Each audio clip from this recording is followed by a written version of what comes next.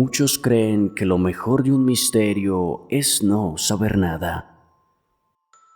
Pero no, lo mejor es saber todo sobre el hecho y que, aún así, nada tenga sentido. Que haya algo que no cuadre, algo que quizás solo se puede explicar si buscamos más allá de la razón. Como cuando la muerte no significa el silencio y el final, o como cuando una macabra tragedia oculta un ritual oscuro. Y por eso, en Viral Top, llegó la hora de adentrarnos nuevamente al tenebroso mundo de los misterios sin resolver.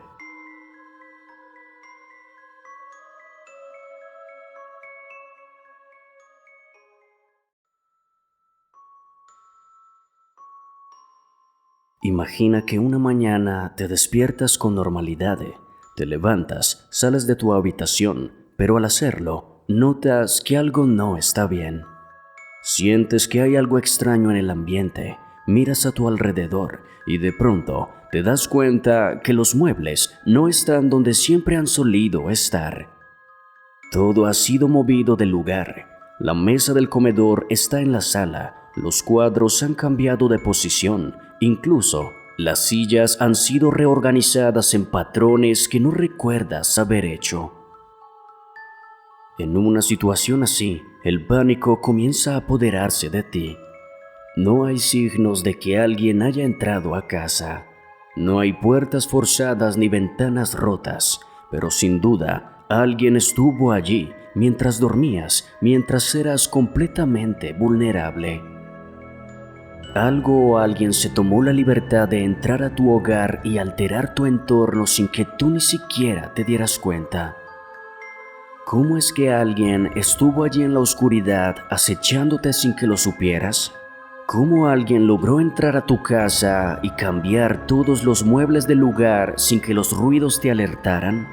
¿Acaso se tratará tal vez de fantasmas o de algún tipo de entidad que está jugando contigo? Esa sensación de confusión, de no entender qué pasó, de no saber quién lo hizo ni por qué es aterradora. Pero ahora imagina que en lugar de solo encontrar muebles movidos, te encuentras con una escena muchísimo más macabra. Eso fue lo que le ocurrió a Sheila Sharp, de solo 14 años, la mañana del 12 de abril de 1981. Ella había pasado la noche en casa de sus amigas y luego de divertirse, se dirigió a su casa para descansar. Abrió la puerta como siempre y, en un acto reflejo, se dispuso a dejar las llaves en la mesita de entrada donde siempre lo hacía, pero éstas cayeron al suelo. La mesa no estaba allí. Por algún motivo, alguien la había movido.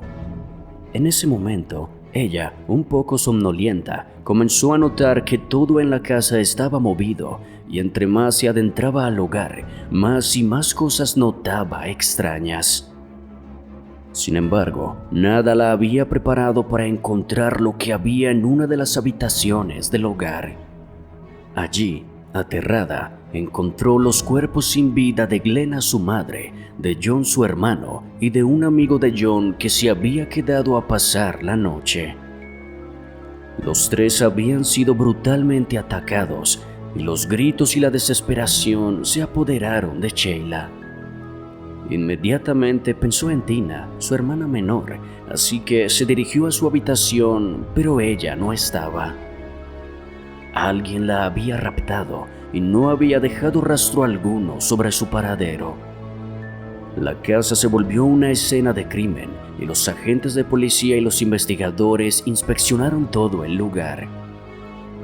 En los análisis encontraron que la familia había sido torturada durante al menos 10 horas. Fueron golpeados con martillos y varios cuchillos fueron introducidos en sus cuerpos de forma estratégica para tratar de causarles dolor, pero no para quitarles la vida. El caso, por supuesto, llamó muchísimo la atención, primero en el vecindario y luego a nivel nacional. pero a pesar de los esfuerzos y la presión social, las autoridades fueron incapaces de descubrir siquiera una pista que los ayudara a encontrar a los culpables de aquel macabro suceso. ¿Quién había acabado con aquella familia?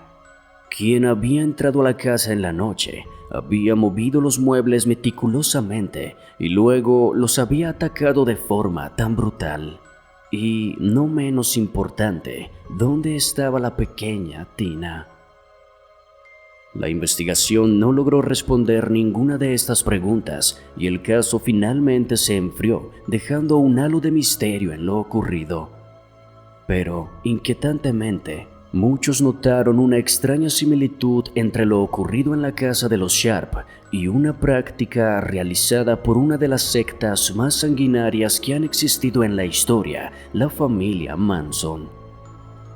A mediados de los años 60, cuando Charles Manson y sus seguidores estaban en su máximo esplendor, solían realizar un hecho que para ellos era un simple juego, pero para sus víctimas y el resto del mundo era algo mucho peor.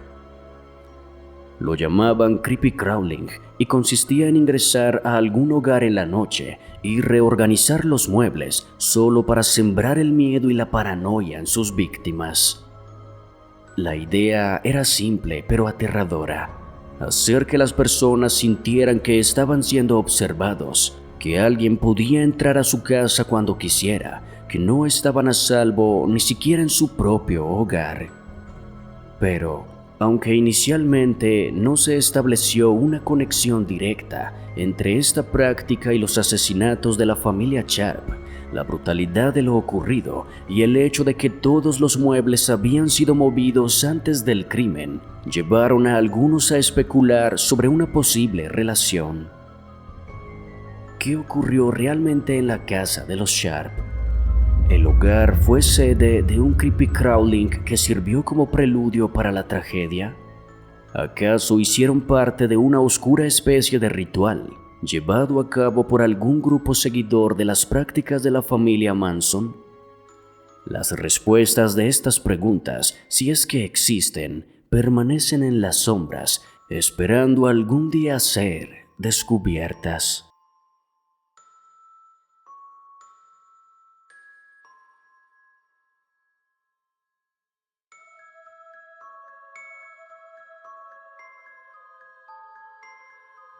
Antes de continuar, nos complace compartirles que hemos puesto en marcha la opción de miembros del canal. Por el momento, al volverte miembro de Viral Top, podrás disfrutar de ventajas exclusivas que incluyen insignias que harán que tu nombre resalte, emojis exclusivos diseñados por nosotros para que incluyas en tus publicaciones, la opción de acceder a publicaciones exclusivas en nuestra pestaña de comunidad, en donde estaremos realizando adelantos de nuestros videos y participar en estrenos en los cuales compartiremos a través de un chat en vivo.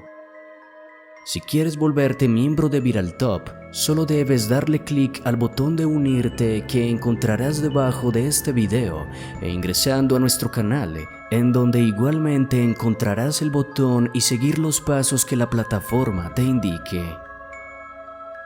Agradecemos realmente todo el apoyo que nos brindas. Si quieres y puedes unirte como miembro y disfrutar del terror y misterio de una forma muchísimo más inmersiva, te estaremos esperando.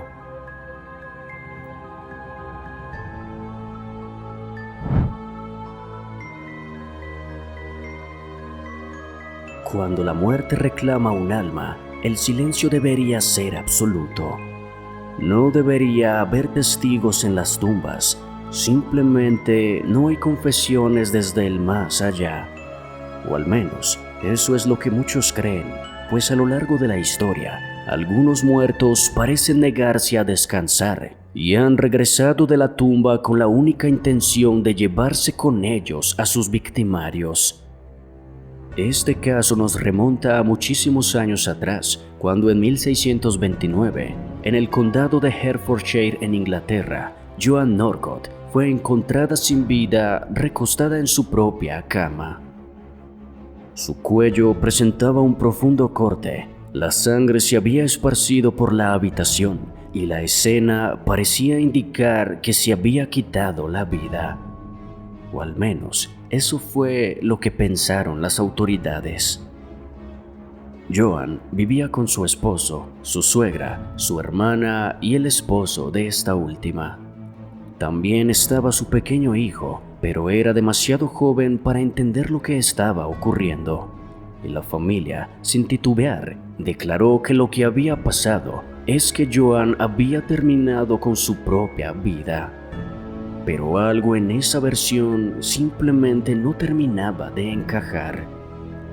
El arma con el que presuntamente se había quitado la vida estaba demasiado lejos de su alcance, su cama exageradamente desordenada y lo más inexplicable de todo, su cuello no solo mostraba un corte, sino también marcas claras de estrangulamiento. Alguien le había arrebatado la vida, pero los testigos insistían en que Joan era la única involucrada en su partida repentina. Las autoridades no estaban convencidas. Las pruebas de que alguien más estaba involucrado eran evidentes, pero en una época donde las pruebas forenses eran inexistentes, demostrar un asesinato era impresionantemente complicado. Entonces, alguien pensó en un método ancestral, una práctica relacionada con el espiritismo, pero que en la antigüedad tenía mucha credibilidad. Se le conocía como la prueba del tacto. Se creía que el cuerpo de una víctima de asesinato reaccionaba cuando era tocado por su atacante. Si la persona responsable del crimen ponía sus manos sobre el cadáver, este sangraría, se movería o mostraría una reacción de alguna forma. Y aunque podría parecer un método supersticioso, en la Inglaterra del siglo XVII, este tipo de pruebas se tomaban con muchísima seriedad. 30 días después de su muerte, el cuerpo de Joan fue exhumado. Frente a las autoridades y varios testigos, su esposo, su suegra, su hermana y su cuñado fueron obligados a tocar el cadáver, y lo que ocurrió después dejó a todos sin aliento. Su piel, pálida y rígida tras un mes de estar bajo tierra, empezó a recuperar un tono rosado, como si la sangre volviera a brotar por sus venas. Luego, ante la mirada aterrada de todos, uno de sus ojos se abrió y se cerró 3 veces, y después Joan levantó su mano y con su dedo índice señaló a todos sus familiares, aquellas personas que habían asegurado que su muerte solo había sido un suicidio. El terror y la confusión se apoderó de la sala. ¿Cómo era posible que un cadáver hiciera eso? ¿Era un mensaje espiritual? ¿Un último intento de justicia desde el más allá? Aunque este espeluznante suceso no fue suficiente para condenar a los sospechosos en su primer juicio, sí sirvió para reabrir el caso y juzgar el hecho una vez más. Con más pruebas y una investigación más profunda, se determinó que la historia del suicidio no tenía sentido. La cama desordenada, como si hubiera sido el escenario de una acalorada batalla, el cuchillo fuera del alcance de Joan, y las marcas de estrangulamiento en su cuello eran pruebas contundentes. Ella no se había quitado la vida, la habían asesinado. Todo indicaba que su familia estaba ocultando algo, y aunque no hubo pruebas contundentes para determinar su intervención en el hecho, el esposo de Joan, su suegra y su hermana fueron declarados culpables y condenados a la horca. Pero, aunque la justicia terrenal actuó, la pregunta continuó desde entonces en el aire. ¿Fue realmente el espíritu de Joan quien los señaló? ¿Cómo es que el cuerpo de Joan reaccionó de esa forma 30 días después de fallecer? El caso de Joan Norcott sigue siendo un completo misterio. Un caso donde la muerte no fue el final, sino el principio de una historia aún mucho más oscura, una historia que nos demuestra que, a veces, Los muertos sí tienen algo que decir y no logran descansar en paz hasta que sus palabras sean escuchadas.